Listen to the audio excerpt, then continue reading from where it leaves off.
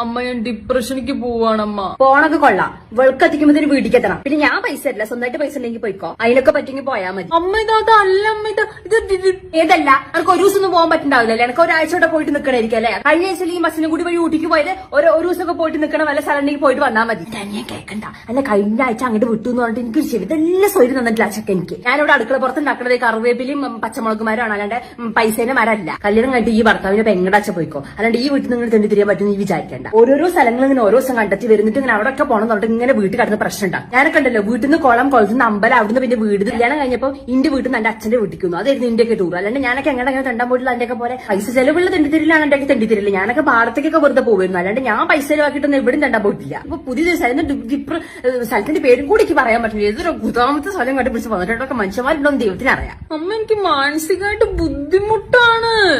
എന്ത് മാനസിക വിഷമം? മാനസിക വിഷമം ഉണ്ടാകുമ്പോൾ തണ്ടാമോക്കെ അതിന്റെ മാനസിക വിഷമം ഞാൻ മനുഷ്യനിവിടെ കൺട്രോൾ തെറ്റിയിരിക്കുമ്പോ നിങ്ങൾ എന്നെ ട്യൂഷൻ പഠിപ്പിക്കാൻ വരരുത്. ആദ്യം നിങ്ങൾ നിങ്ങളുടെ അമ്മയുടെ അടുത്ത് പോയി പഠിപ്പിക്ക് എന്താ മര്യാദ എന്ന്, എന്നിട്ട് നിങ്ങൾ എന്നെ പഠിപ്പിക്കാൻ വാ. എന്റെ മനോ, നീ ഇങ്ങനെ ചാടിത്തുള്ളാതെ കാര്യം എന്താന്ന് പറ. അമ്മയായിട്ട് എന്താ നിന്റെ പ്രശ്നം? ഇന്ന് മാത്രമാണ് അവരുമായിട്ട് പ്രശ്നം. എന്നും അവർക്ക് എന്നോട് മല്ല് പിടിക്കാനല്ലേ നേരമുള്ളൂ. എന്നിട്ടും ഞാനിതെല്ലാം സഹിച്ച് ക്ഷമിച്ച് നിൽക്കുന്നത് എന്താണെന്നറിയാമോ? I am a family girl. Understand? അങ്ങനെ കുടുംബത്തിൽ പിറന്ന എന്നെ പോലൊരു പെണ്ണിനെ ഇൻസുലേറ്റ് ചെയ്യുന്നതിന് ഒരു ലിമിറ്റ് ഉണ്ട്. ഇൻസൾട്ട് എന്നാണ് നീ ഉദ്ദേശിച്ചേ? ഞാൻ എന്താണ് ഉദ്ദേശിക്കുന്നത് നിങ്ങൾക്ക് കാര്യം മനസ്സിലായില്ലേ? ഒരു കാര്യം ഞാൻ പറയാം മോഹനേട്ടാ, സഹിക്കാവുന്നതിന്റെ മാക്സിമം ഞാൻ സഹിക്കുന്നുണ്ട്. ഇനി അത് പറ്റൂല. ഒന്നുകിൽ ഷീ അല്ലെങ്കിൽ I. No I and she together. ഇനി ഈ വീട്ടില് ഞാൻ മാത്രമേ ഉണ്ടാവുള്ളൂ, അല്ലെങ്കിൽ അവര്. പഞ്ചായത്തിന്ന്. പഞ്ചായത്തിന്ന്. പഞ്ചാര ഇവിടെ ഇല്ല മോളെ. പഞ്ചാര അല്ല, പഞ്ചായത്തിന്ന്.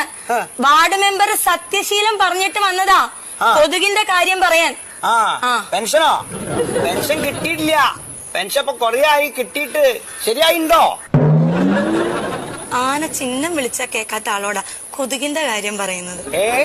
അല്ല, ഇവിടൊക്കെ ഈ വെള്ളക്കെട്ടുണ്ടല്ലോ, അത് പാടില്ലാന്ന്.